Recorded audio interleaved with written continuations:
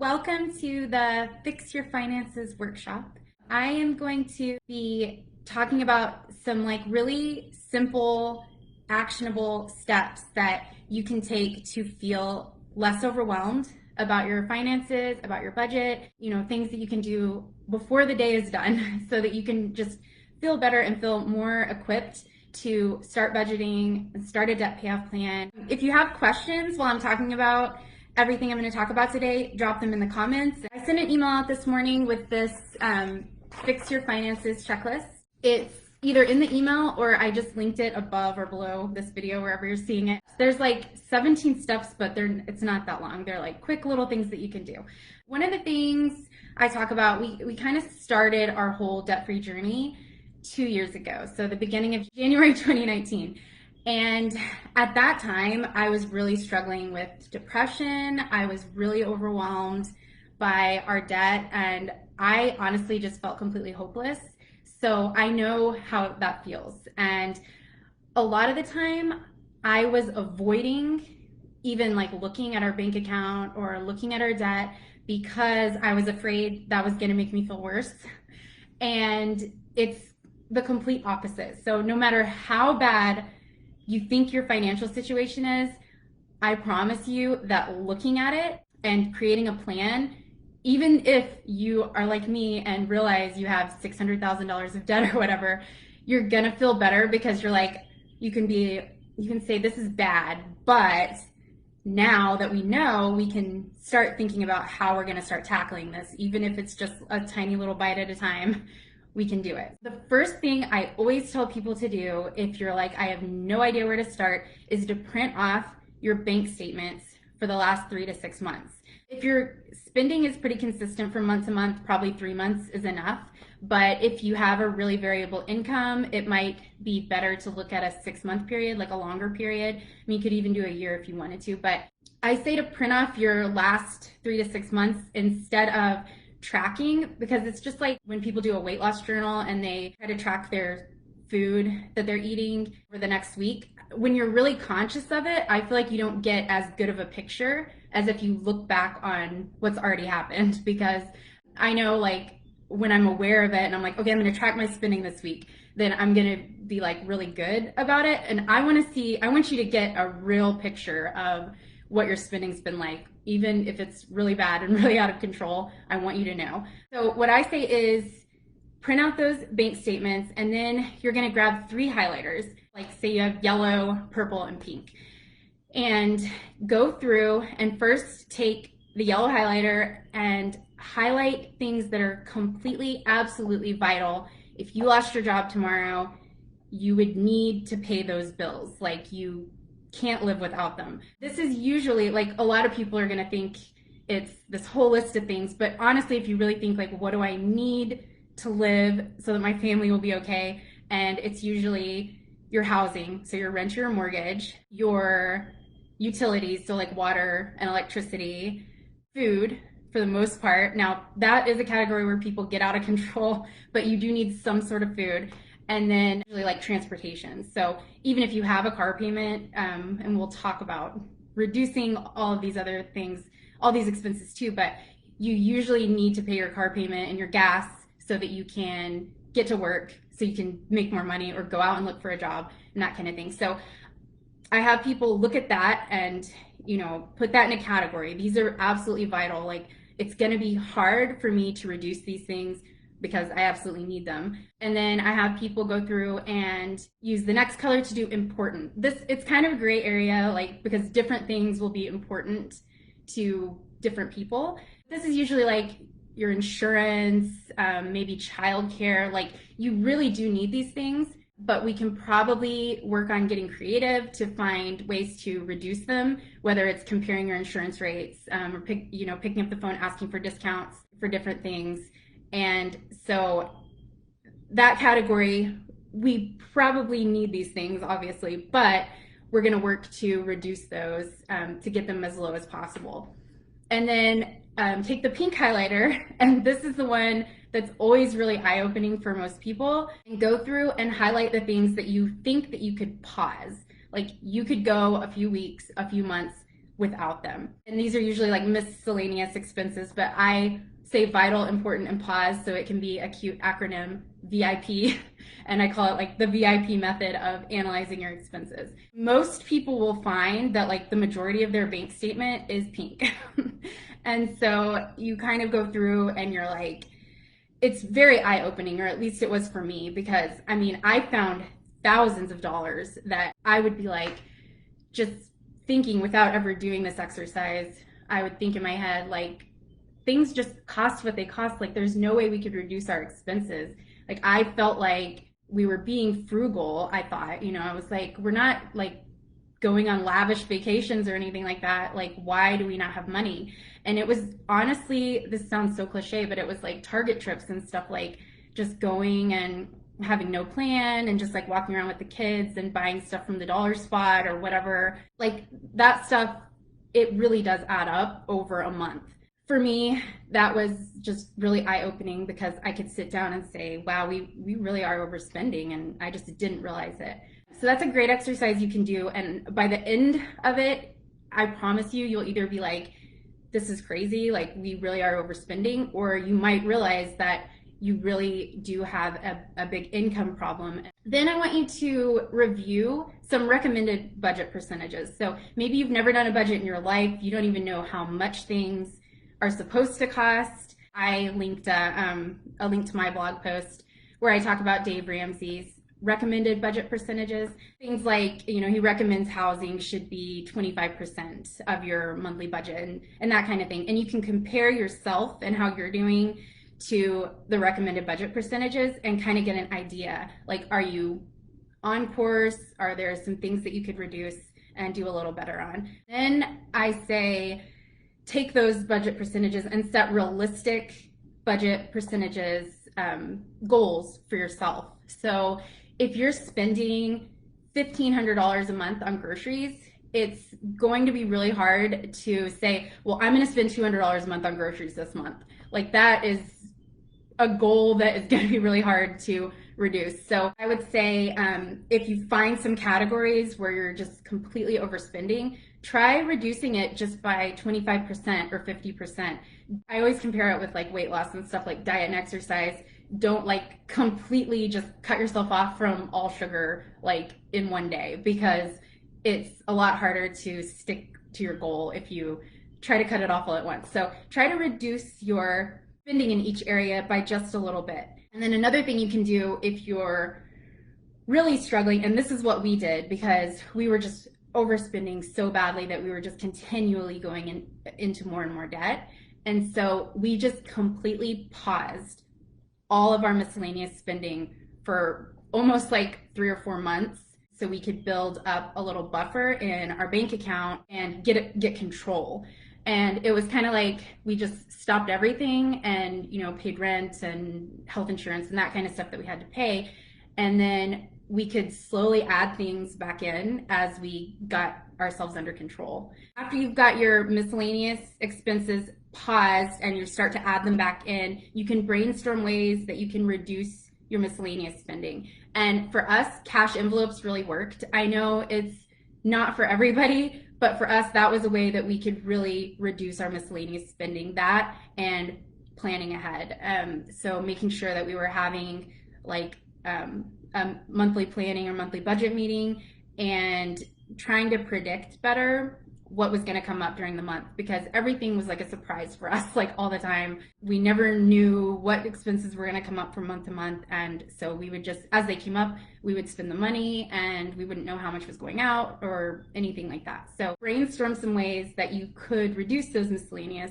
spending. Like for entertainment, maybe there's more free things you could do in your community, and entertainment right now is kind of limited anyways with the virus, but brainstorming some ways to reduce that spending is really helpful. And usually miscellaneous spending is the easiest to cut because it's usually things that we want and not necessarily things that we need. And then once you feel like you have a good handle on that, you can shift your expense cutting to your vital or important spending. So once we felt like we got all of our miscellaneous spending down as low as we possibly could, we were like, still thinking, wow, it's going to take us forever to get out of debt. So that's when we started reaching over and deciding, can we call our car insurance company or switch to something cheaper? Or that's when I decided it made more sense for me to stay home part-time with the kids because we have 3 kids and daycare was crazy.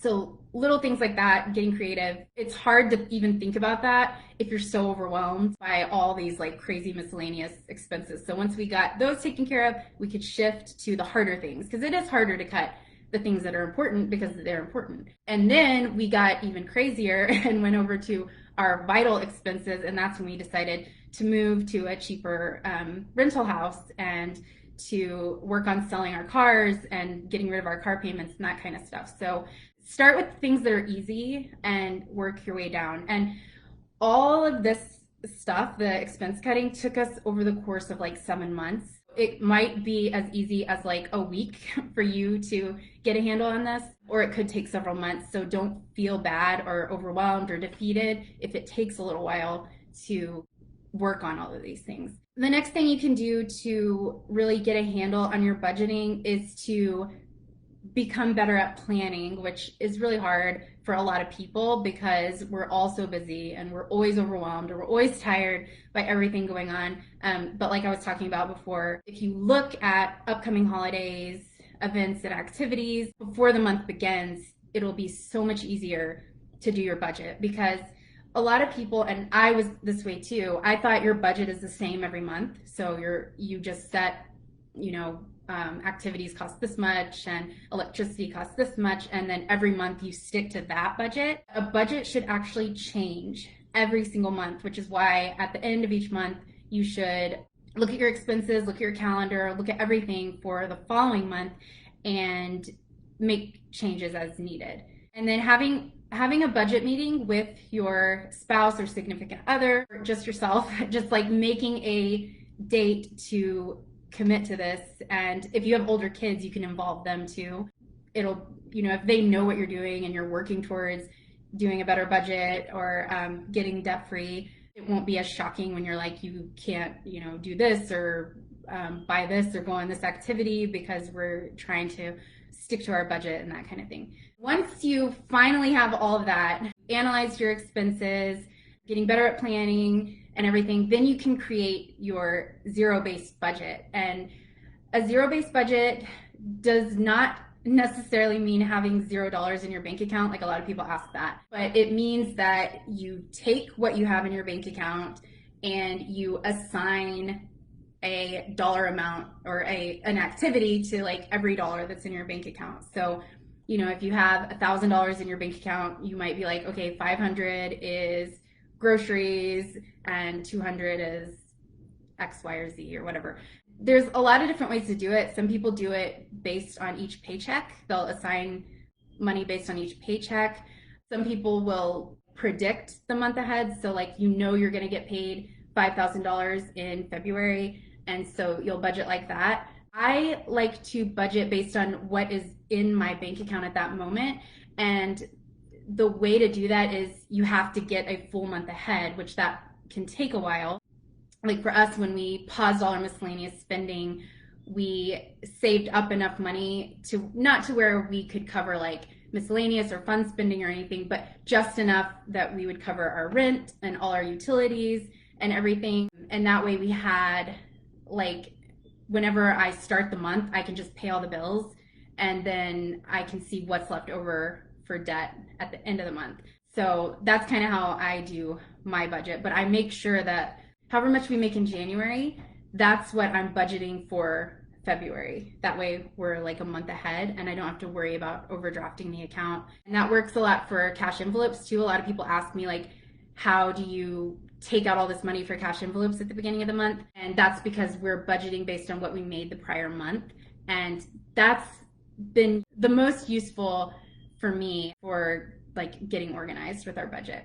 And if you guys have questions about any of this stuff, please leave a comment below, or you can, if you're watching later, comment and I'll come back and answer questions. Once you put all of your income down that you make and you put all of your expenses, one of three things is going to happen. Either you are going to have money left over, and that is obviously the best case scenario, or you're going to be like right there, like paycheck to paycheck, or you're going to be not have enough. And so if you don't have enough, then you have some kind of income problem. So that's when you're going to want to try to think of side hustles, or maybe even asking for a raise, or starting some kind of small business idea or something, like a craft, side hustle or something like that, so that you can make more money to get the debt down. Because once you get the debt down, hopefully you'll have extra money in your account each month to do more fun things and stuff like that. But if at first you don't have enough money left over in your bank account, then we're going to have to think of ways to get your income up.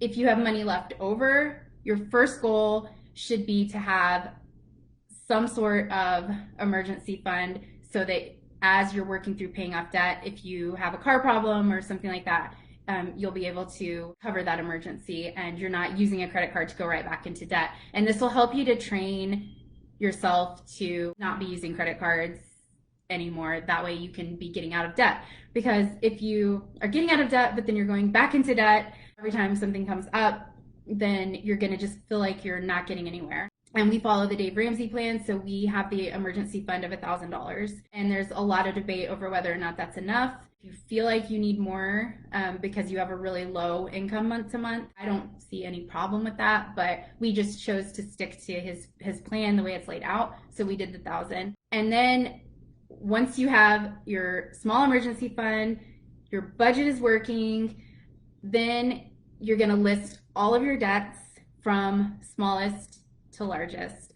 And the reason for that is it'll feel less overwhelming if you start attacking the smallest debt. So for us, we started end of 2020 with, almost $400,000 of student loans debt. And so that is really overwhelming, but it's broken up into like 25 smaller debts. The first 10 were like $1,000 to $2,000 to $3,000 to $4,000. So even though the interest rate was high on the biggest debts that are like $55,000, and of course right now, there's no interest on federal student loans, so that's been really helpful for us. But it felt really, really good and really motivating to knock out those $1,000, $2,000, $3,000 student loans and just move up the chain. And now, like, even though the balance is still high, when I look at the loans and I see less loans because we've marked out like half of them, it's like so motivating. I'm like, we're getting closer. It feels like we're really getting closer. And so doing them from smallest to largest just kind of keeps you going. It's like a small motivator. Getting out of debt or any other kind of big goal, finding any possible way to stay motivated is really important. So whatever motivates you, if getting the highest interest stuff motivates you the most, then do that instead. Like whatever is going to keep you going. If you're feeling overwhelmed, you can just look at that smallest debt and say, okay, this is all we're doing right now. We're just attacking this $1,000 credit card or whatever. And now you can think of ways like, okay, what could we do to just make a little bit of extra money this month? Or what could we cut to knock this $1,000 one out? Because that sounds or seems less overwhelming than thinking about, $50,000, $60,000, $70,000 of debt that you might have in total.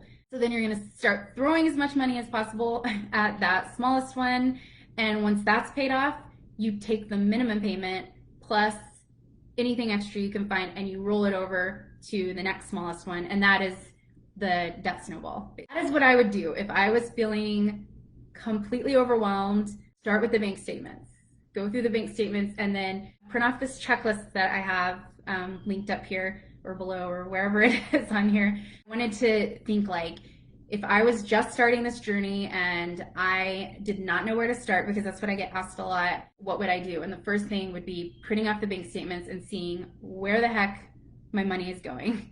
And then I would just work it through, start reducing the expenses. Then once the expenses are reduced, well, maybe I need to get my income up and think of ideas to do that. And then once you have everything in place, it's just about staying motivated. Like now we have, every month we just put X amount of money towards debt, and it gets kind of boring. So we have to keep motivating ourselves, like, why are we doing this? And that's kind of the final thing on this checklist. That's to stay motivated by revisiting your why. Like, why are you doing this? Setting small goals and celebrating even the smallest wins. So each time you pay off a little debt, find a way to celebrate, like a movie night with your family, or something like little like that. That's fun. Just keep celebrating the small wins, because it, even if you have a lot of debt left, like, you're doing a really big thing. Like, most people in our country live paycheck to paycheck, and they don't do this stuff. So it's not easy to do. It's hard. And staying motivated towards any big goal is really hard. So just the fact that you are wanting to change your life and, get better control over your money and make a change, then you're doing something really big. So don't feel like you're not doing enough. Don't compare yourself to other people. Like, set your goals and stay the course, and think of, like, your reason why you want to get out of debt. It's going to be different from other people, probably. And so that's going to be what helps you to stay motivated along the way.